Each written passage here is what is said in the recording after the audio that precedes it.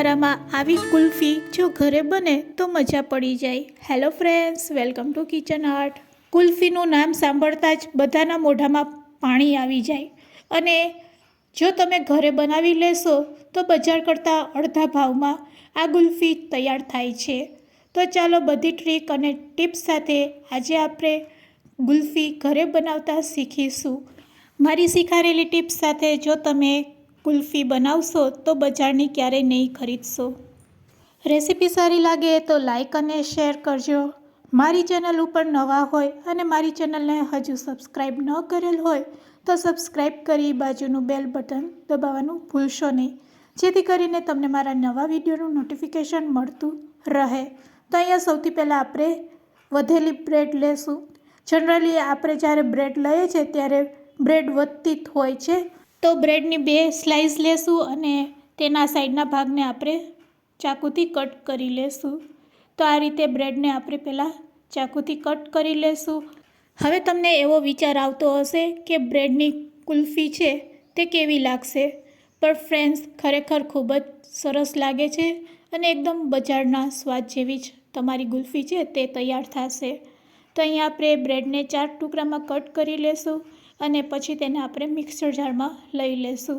Mixer જારમાં add કર્યા પછી અહીંયા આપણે મિલ્ક પાવડર એડ કરવાનો છે। તો 10 રૂપિયાના પેકેટમાં જે મિલ્ક પાવડર આવે છે તે જ અહીંયા આપણે લેવાનો છે અને બજારમાં ખૂબ જ સહેલાઈથી તે મળી જાય છે। હવે તેમાં 2 ચમચી જેટલી આપણે ખાંડ એડ કરશું અને 1 ચમચી કોર્નફ્લોર એડ કરશું। જો તમારી પાસે કાજુ બદામ હોય તો તમે તે પણ એડ કરી શકો છો, 5 થી 6 નંગ। તો આ રીતે આપણે તેનો પાવડર ફોર્મ તૈયાર કરવાનો છે। કુલ્ફી બનાવવાનું પ્રીમિક્સ છે તે તૈયાર છે। બસ આ રીતનું કરકરું આપણે ગ્રાઇન્ડ કરવાનું છે અને પછી તેને એક બાઉલમાં આપણે કાઢી લેશું। તો અહીંયા પ્રીમિક્સ બનાવ્યા પછી તેમાં આપણે દૂધ એડ કરવાનું છે। તો ઘરના રેગ્યુલર દૂધમાંથી આપણે 1.5 વાટકી જેટલું દૂધ લેવાનું છે અને અહીંયા આપણે દૂધ એડ કરી દઈશું 1.5 વાટકી જેટલું અને પછી તેને ચમચીથી હલાવી લેશું।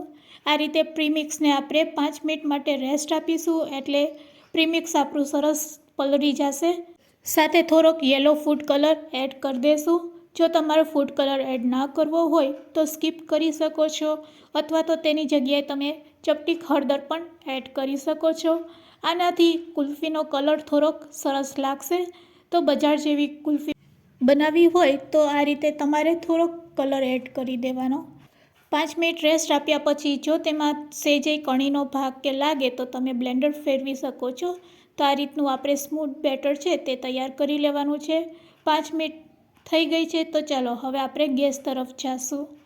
હવે એક પેનમાં આપણે અડધા લીટર જેટલું દૂધ લેશું, એટલે કે 2 કપ જેટલું આપણે દૂધ લેવાનું છે। તો દૂધને પહેલાં આપણે ગરમ કરી લેશું। અહીંયા આપણે એક ઉભારો આવે એટલે આપણે જે પ્રીમિક્સનું બેટર બનાવીને રેડી કરેલું છે કુલ્ફી બનાવવા માટે તે એડ કરશું। તો આ રીતે તમે જોઈ શકો છો દૂધમાં ઉભારો આવી ગયો છે। બસ હવે આપણે તૈયાર કરેલું મિશ્ર છે તે તેમાં એડ કરશું। આ મિશ્ર એડ કર્યા પછી આપણે સતત તેને હલાવવાનું છે। મીડિયમ ટુ લો ફ્લેમ ઉપર આ રીતે તમે સતત હલાવશો એટલે દૂધ આપણું ઘટ થતું જશે અને જેવું દૂધ ઘટ થઈ જાય એટલે આપણે ગેસની ફ્લેમ બંધ કરી દઈશું। આ સ્ટેજ ઉપર તમે એલચીનો પાવડર પણ એડ કરી શકો છો, તેનાથી પણ કુલ્ફીનો સ્વાદ છે તે ખૂબ જ સરસ આવે છે અને એક સરસ ફ્લેવર આવે છે। તો તમે જોઈ શકો છો આપણે જેમ જેમ દૂધને આ રીતે હલાવતા હલાવતા દૂધને ગરમ કરીએ છીએ તેમ તેમ તે ઘટ થતું જાય છે। તો આ રીતનું એકદમ ઘટ થઈ જાય એટલે આપણે ગેસની ફ્લેમ બંધ કરી દઈશું। હજુ 1 મિનિટ માટે આપણે તેને આ રીતે જ પકાવશું એટલે દૂધ આપણું એકદમ સરસ ઘટ થઈ જશે। તો અહીંયા દૂધ એકદમ સરસ ઘટ થઈ ગયું છે, ગેસની ફ્લેમ બંધ કરી દઈશું, તેને ઠંડુ થવા માટે રાખી દઈશું। મિશ્ર આપણું ઠંડુ થાય એટલે તેમાં આપણે વેનીલા એસેન્સના 2-3 ટીપા એડ કરશું, તેનાથી એક સરસ ફ્લેવર આવશે। તો બસ વેનીલા એસેન્સ એડ કર્યા પછી અહીંયા આપણે મોલ્ડ લેશું। જો તમારી પાસે મોલ્ડ ન હોય તો તમે ગ્લાસનો પણ ઉપયોગ કરી શકો છો, ગ્લાસમાં પણ કુલ્ફી છે તે સરસ જામી જાય છે। તો મિશ્રને આપણે એક કપમાં લઈ લેશું અને આ રીતે મોલ્ડમાં પોર કરતા જશું। કુલ્ફીના મોલ્ડને આપણે આ રીતે ભરી દઈશું અને આ રીતે ભર્યા પછી તેના ઉપર આપણે સ્ટીક રાખી દેવાની છે. આ રીતે સ્ટીક ગોઠવ્યા પછી ડીપ ફ્રીજમાં 7થી 8 કલાક માટે રાખીશું. આખી રાત તમે તેને રાખશો એટલે કુલ્ફી છે તે સરસ જામી જશે. જો તમારી પાસે મોલ્ડ ના હોય તો તમારી પાસે પ્લાસ્ટિકની ડબ્બી હોય તો તેમાં પણ તમે કુલ્ફી જમાવી શકો છો. અને જો આ રીતે તમારી પાસે નાની ગ્લાસરી હોય તો ગ્લાસરીમાં પણ તમે આ રીતે પ્લાસ્ટિક ચડાવીને તેમાં કાણું પારી સ્ટીક ગોઠવીને કુલ્ફી છે તમે જમાવી શકો છો. પ્લાસ્ટિકની ડબ્બીમાં જમાવવા માટે તમારે શું કરવાનું, તેમાં બરફ ન જામે તેના માટે આપણે ખાસ ધ્યાન રાખવાનું.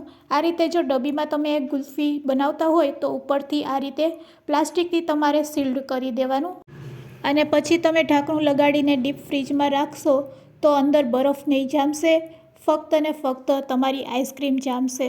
તો હવે ઓવરનાઇટ માટે આપણે તેને ફ્રીજમાં આ રીતે રાખી દઈશું. 7થી 8 કલાક પછી તમે ચેક કરશો તો તમારી કુલ્ફી છે તે સરસ જામી ગઈ હશે. 8 કલાક થઈ ગઈ છે, તમે જોઈ શકો છો. ખૂબ જ સરસ કુલ્ફી છે તે મોલ્ડમાંથી પણ નીકળી જાય છે. તો માવા કુલ્ફીને પણ ટક્કર મારે તેવી કુલ્ફી તૈયાર છે સર્વ કરવા માટે. તમારા બાળકો તો ખુશ થઈ જશે જ્યારે તમે આ રીતે ઘરે બનાવીને કુલ્ફી ખવડાવશો. તો ફ્રેન્ડ્સ, આજની આ રેસીપી તમને કેવી લાગી તે મને કમેન્ટ્સમાં જરૂરથી કહેજો. આ વિડીયો તમે ક્યાંથી જોઈ રહ્યા છો તે પણ મને કમેન્ટ્સમાં જરૂરથી કહેજો. અને ચાલો હું તમને કટ કરીને પણ બતાવું છું કે તમારો પ્રશ્ન છે તે અહીંયા સોલ્વ થઈ જાય છે. અહીંયા તમે જોઈ શકો છો કુલ્ફીમાં જરા પણ બરફનો ભાગ નથી દેખાઈ રહ્યો. કટ કરવાથી જ તમને ખ્યાલ આવી જાય છે કે એકદમ બજાર જેવી આપણી કુલ્ફી છે તે તૈયાર થઈ છે. તો ફ્રેન્ડ્સ, આજની આ શીખારેલી ટિપ્સ તમને કેવી લાગી તે મને કમેન્ટ્સમાં જરૂરથી કહેજો. વિડીયો યુઝફુલ લાગ્યો હોય તો તમારા ફ્રેન્ડ્સ, મિત્ર અને ગ્રુપમાં શેર કરવાનું ભૂલશો નહીં. Thanks for watching. ફરી મળીશું એક આવી નવી જ રેસીપી સાથે.